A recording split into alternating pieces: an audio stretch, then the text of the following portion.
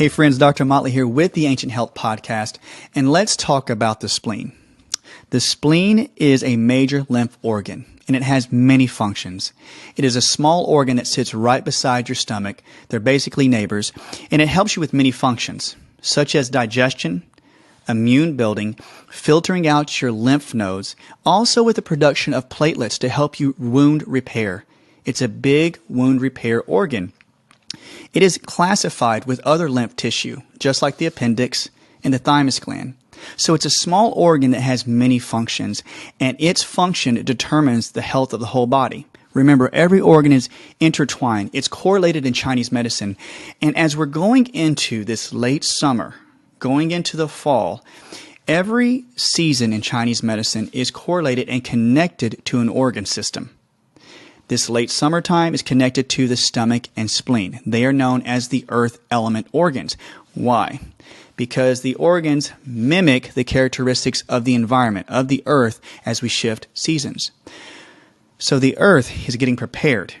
It's getting prepared to absorb the fallen leaves, all the decaying matter that has fallen off the trees or that's on the ground. The earth is ready to absorb. It's ready to be rejuvenated.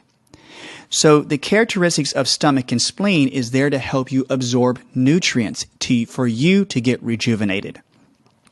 So every part of the year, an organ system has to have some special attention so that if you heal those organs well, the rest of the year, the rest of the seasons stay in balance. So this time of year, we need to work on rejuvenation. Now, we're not only going to talk about it physically and structurally in the immune system, but we also want to talk about it with the emotions, which we're going to wrap up with in this podcast. So let's start off with the basics. The spleen. It's a major lymph tissue organ. It sits right beside the stomach, right beside the pancreas. It's on the left side of the body underneath the ribs. Now, the function of the spleen is to help filter your lymph nodes. So whatever nasty toxins are in your bloodstream or in your muscle tissue or in your joints, they can be spilled over into the lymph glands. So let's say your capillaries, your muscles have an excess toxins of mold or any type of bacteria. Those toxins can actually leak out into the space between the cells in your body. And then your lymph glands will pick it up. So it's then taken through to the lymphocytes or the lymph glands or lymph nodes. And there is where the lymphocytes, the little cells, kill off the infections, tag them with a little post-it note and say, hey, you're a virus. And next time you come into this area, I'm going to remember who you are, and we're going to go after you and be able to eliminate you in a safe, efficient way. That fluid is transported eventually up into the spleen. And the spleen acts as a major filter, just like your appendix and just like your thymus gland. Now, what happens to the spleen when it gets overloaded with too many toxins? Let's say your lymph glands have too many toxicities within them, from Epstein-Barr virus, Lyme disease, parasites, chronic strep, chronic staph. If you've experienced these infections and you feel like you're chronically sick or chronically overloaded and you feel that your lymph glands actually get swollen or have bumps or have nodules, it's because many times infections such as Lyme disease or parasites, even strep, has been known to take root in the lymph nodes, in the lymph glands, combine certain B lymphocytes around themselves, and use your own cells to protect the infection. They can trick your immune system. So the ability of the spleen to filter out the toxins and infections is very important. So you have to have a clean spleen, not only to have clean lymph nodes, but to clarify your muscles and your ligaments and your joints, but also to clean your blood. If you have a dirty spleen or infected spleen, you're going to have a hard time cleaning out your blood. Furthermore, if the spleen ever has nodules or bumps or swelling, or if you have splenomegaly or you have swollen legs, that can indicate to me that the infections could overwhelm the lymph nodes. And what can occur is that there's an exchange between your bloodstream and your lymph. And many times the toxicities and the infections can jump over into the bloodstream and travel to the heart. Lymph tissue or lymph fluid can actually be oxidized within the lungs, so that it actually becomes plasma. The body uses lymph fluid. It recycles it. So your lymph fluid can be turned into oxidized plasma, which is your blood, and can actually be filtered out by the kidneys. But the important thing I want you to know is this.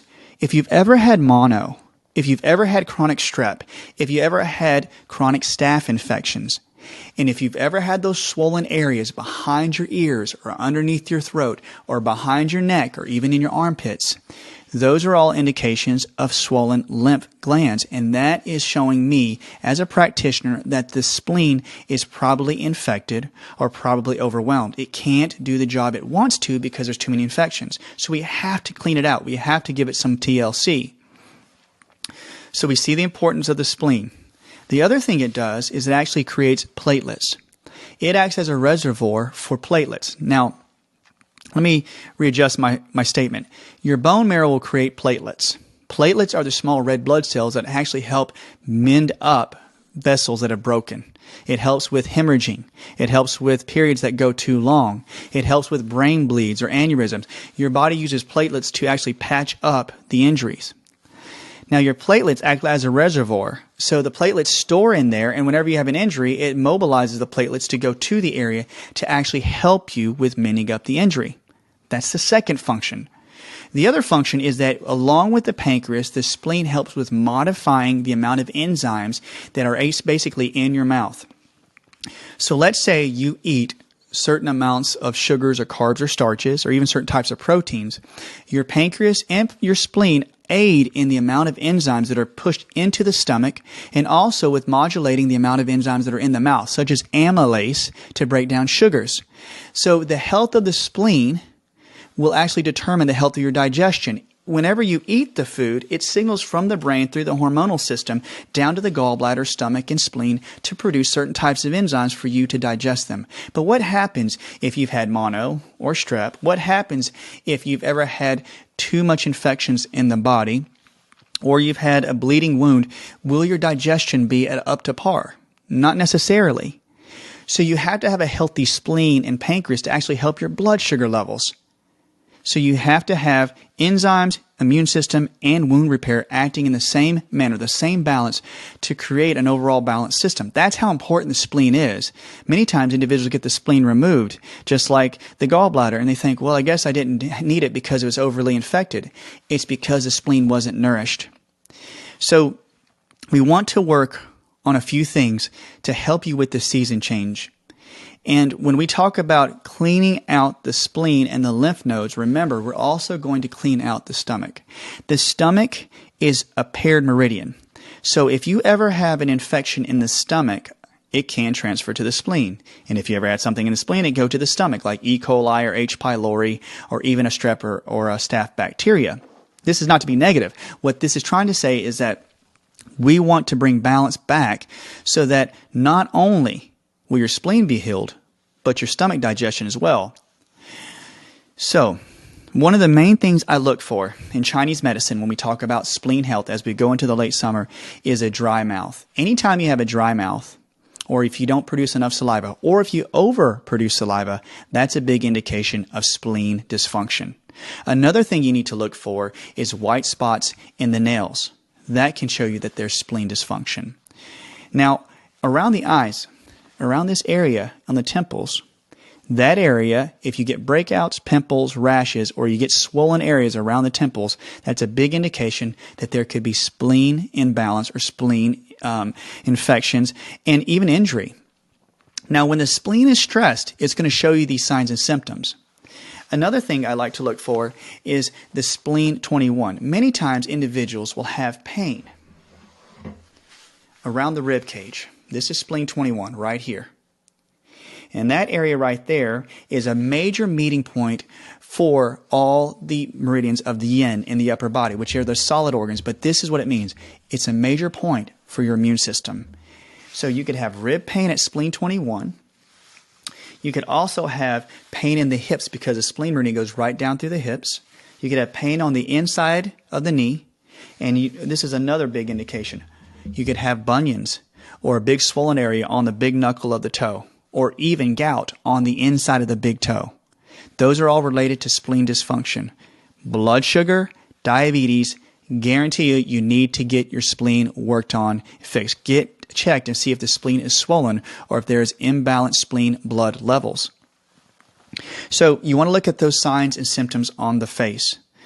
I think with the stomach paired with the spleen, another thing you need to look for is chronic sinus infections. Stomach 1 is right here, and that's paired to the spleen. If you have chronic sinus infections, it indicates to me that the stomach and spleen are infected.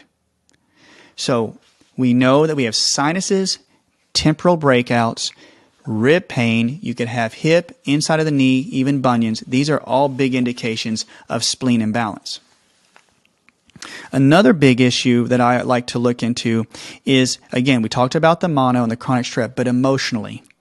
Emotionally, if you guys worry all the time, if you experience worry or pensiveness, if you feel like you're always on edge, if you're caring more about others than yourself, overcare and overconcern are an emotional, psychological program that could have been instilled from parents or generational lines, or even from your family or friends that you've mimicked, and has created such a huge program in your neurology that you have done what? You've trained your body not to nourish itself, not to rejuvenate. Other people are more important than I am. Now, we care for others. We love others. We want to make sure that others are taken care of. I understand that. But when you get to a point where other people's health or well-being are making you deplete your own health or care, that's when you have to draw a boundary, because you have to stay in good health to do what? Help others. So there is a miscommunication between the brain and the body that is saying something to the effect of, hey, I'm not that important. Other people are more important than I am. So I'm going to spend more time trying to help others heal than myself heal. So body, don't take all the necessary steps to heal. Don't take all the necessary steps to heal my wounds. What does the spleen do? The spleen is basically there to be a reservoir for platelets and help with platelet distribution. And if you've ever had problems with, let's say, hemorrhaging or bad periods or long menstrual cycles, if you've ever had an aneurysm, if you've ever had blood transfusion, if you're on blood thinners, these are all conflicts within the body. These are bleeding conflicts. Now, what that means is that if you've ever had an emotional trauma program that instilled in you that other people well-being is more important than you actually being healthy, then you get into a self-devaluation conflict. So you literally can say, well, other people are more important, so I'm going to take all my energy and make sure that somebody else is taken care of. Now, what this signals to the body in one aspect, guys, I know there's many aspects of psychology and emotions, but in Chinese medicine, is that the platelets, instead of roaming around in the peripheral system to go patch up an artery or an area of injury, it will actually go back to the spleen. And the spleen will actually cause necrotizing. It will actually deteriorate its own outer surface of the spleen. And what happens is you have these little patches of deteriorated tissue, and the platelets go and they patch up those areas. It's drawn back to the spleen. And so what happens is the spleen has a small reservoir of platelets. All the while, you could have an injury in the periphery, in your peripheral areas, somewhere distant. But the reason I'm saying this is because if you continue to have bleeding issues or bad cycles, and there's infections in the spleen, if there's old emotions of trauma, if there's something of that sort that's roaming in your neurology, it could signal to your body that you're devalued. I don't need to be mended. Other people need to be more mended than I am. So we want to make sure that we see that we get the devaluation aspect out of the life, because we need replenishment. We need to be valued, and we need to have enough absorption, and we have to have enough reward from the summer's growth patterns, like growing in the plant life. You want to be able to have reward, so you need to be replenished to help others. The spleen and the stomach are there not to be in a selfish manner, guys. It is not selfish for you to be replenished, to have some form of nutrient absorption or some form of joy that you actually sing about. That's the number one voice of the spleen stomach, is to have singing and to feel the warmth of the late summer. But it's there for you to be able to help others in a nice, bountiful way, but also with good boundaries and good limits. So you're able to take care of others while you're taking care of yourself. You're able to do it with joy and with happiness. So when we look at our lives and if we devalue ourselves, we also want to make sure that we do certain forms of emotional techniques to start it off. I love acupuncture. Acupuncture is awesome. It is a good way to balance the spleen in the stomach. In fact, if you have a chronically stomach spleen imbalance, acupuncture is the way to go. I also like at-home therapy, where you can take tapping. I usually ask my patients to do some form of acupuncture tapping, which is also known as EFT. But what is happening is that you can learn at home from websites like emofree.com, is how to tap certain points, like the stomach one or the spleen points that are spleen 21, spleen 1 on the toe. What they teach you are certain points which are the beginning and ending points of certain meridians. The point is, each meridian is connected to the next. If you tap the beginning or ending point, what you're doing is opening up the points just by tapping. You can rub the points too, but you're opening up the points to allow electricity to flow to the next point. So what they're doing in EFT or tapping techniques is essentially just trying to create a complete movement, a circle of energy, of electricity that's flowing through the whole system. Why is it so important? Blood flows where electricity is. Electricity flows where the blood is. Blood is very electrically active. It has lots of polarity in the blood. So in Chinese medicine, it's all about circulation. Where you circulate the energy, the electricity, the blood will circulate, and vice versa. So when you start to tap on a point, and the system would say, think of a statement. Even though I take care of others more than I take care of myself, I unconditionally love myself and will learn to start taking care of myself more. You can do something of that sort, but if you don't, you just need to tap the points. Research has shown just through tapping the beginning and ending points, which you can learn, they're good ways just to open up the energy system. So you can use EFT tapping or acupuncture. You can do it. You don't have to make it a regimen. You can just tap points. Like if you just want to work on the spleen, I would tap the spleen 21 around the lower ribs and also up on the shoulders. But you can learn certain points on EFT to tap, not being overwhelmed with it. So EFT tapping. I also like DNRS. It's a desensitization for neurological reset. DNRS is a really good technique that you can learn from home, and I like it because it actually trains you to be able to remember or recognize when you go through an old traumatic event. One of the main things we don't do is recognize when we're going through the old trauma. Please research this type of technique because I've seen many of my patients do so well with it that many of their ailments have left because they just brought to awareness in the brain the problem, and that reset the brain, and the neurological, psychological connection to the organs, let's say the spleen, is healed. And one more, I don't want to overwhelm you guys. That's another technique. I like neurofeedback. Neurofeedback is lens therapy, L-E-N-S. I will always talk about this. But this is a technique that actually goes in and helps with resetting the electrical flow within the brain. And if you can reset the electrical flow in the brain and get it healthy on the surface of the brain, many of the internal traumas that are deep in the brain will actually go to the surface. So lens therapy, you can use many of these options, but I want you to know that emotions are so important when it comes to the spleen that you will see your spleen function get better. You'll start to see that you'll actually filter more of your lymph, and you will also see that you will get rid of so many of your lumps if you keep working with the emotions and with a few of the tips I'm about to mention.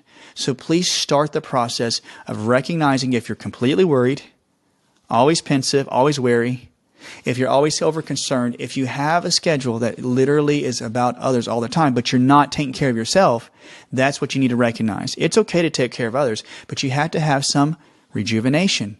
You need to be able to prepare your body like the earth to receive. If you don't learn how to receive, if you're not able to take a compliment, if you're not able to take a gift, if you're not able to take a pat on the back, this tells me that the spleen and the stomach are out of alignment, out of balance. You want to be able to receive a gift. If somebody says, here you go, this is just me giving you this, say thank you. I receive that. I appreciate that. Start to replenish. The next thing we want to look into is the actual health of the immune system. I always recommend that with the changing season, you want to be able to increase your vitamin D because you're going to get ready for fall. Vitamin D, vitamin A, vitamin E, and vitamin K. If you're on blood thinners, ask your doctor about taking vitamin K. But those 4 vitamins are essential to help with your vitamin D levels to be in proper balance. Between 70 to 80 is a really good level to help you with your immune balance. Additionally, with the spleen, I like to recommend My Community by Host Defense. I don't know if it's going to take this in balance, but My Community by Host Defense. It is by Host Defense, but it's a comprehensive immune support. It's a blend of mushrooms that you can take 1 in the morning or 1 at night. It's very strong for me. I only have to take 1 a day, but you will start to see that it will increase your immune, strengthen your spleen, and actually help you with chronic viruses such as Epstein-Barr or strep or staph bacteria. I also like to use Vital Guard Supreme. Vital Guard Supreme is a really good supplement from Supreme Nutrition products. And there's a link in my bio on Instagram. But this chrysanthemum is very good as an antimicrobial. It's a general antimicrobial. It strengthens the kidneys and the spleen. It helps bring power back in the body. And it's actually really good for pregnant ladies, for children. It's safe. So chrysanthemum is a really good supplement to use.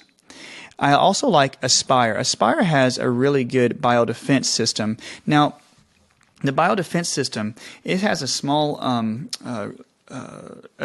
amount of the elderberry fruit, but I like it because it's really gentle. Now, this right here is made by my good friend Marty, and he has a great line. The link's in the bio. Again, not trying to sell anything, but this company, Aspire, has an immune formula that's really, really solid. But the thing I like about this is if you've ever had issues with neurological conditions such as autism or being on the spectrum, or if you've ever had any type of OCD or ADD, this company really takes that into consideration. So Aspire is really formulated to help individuals with neurological conditions. So if you find that in yourself or your children, look into the Biodefense by Aspire. It's a really good immune builder, and it'll help the spleen. That's another option. I really love to use 2 of my top favorites is Melia Supreme, MELIA Supreme, which is neem. And I really love to use goldenthread Supreme, which is Chinese coptis. These are very antimicrobial.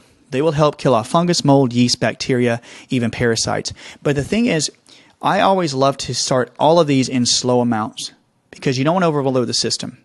These all have shown to help with the spleen. You don't use all of them. Find the one that you see that are the most attractive to you, that you gravitate towards, because there's a resonance between you and the supplement.